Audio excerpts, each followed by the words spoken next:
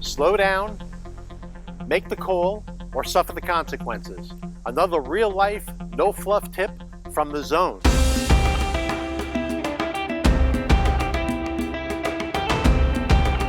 Depending where you're located, it might take a week for the utility companies to come out and mark the locations of the utilities. Here in Florida, they usually get it done in about 3 days. So you have to little advance notice. I wouldn't install a system until I had the locates done. Once the locates are done and the lines are marked, now if the lines are not in an area that they marked and you do cut something, you have no liability. So in this job, they came in, they basically painted up the whole lawn with different colors and different patterns, each one meaning a different thing. For instance, right in front of me here down on the curb, two interesting fun facts. We have a blue mark, and that indicates the city water. And if we follow this in, the meter box is right back there.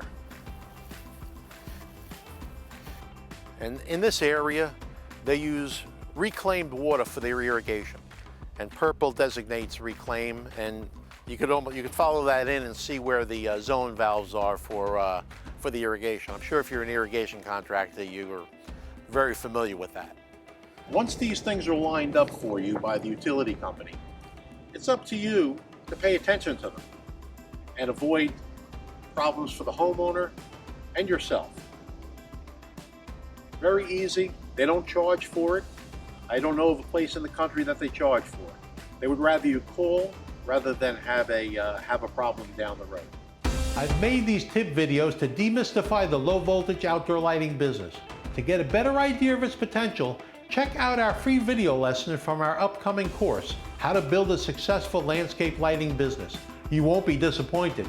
Click the link in the description and it will take you to the video at our website, landscapelightingzone.com.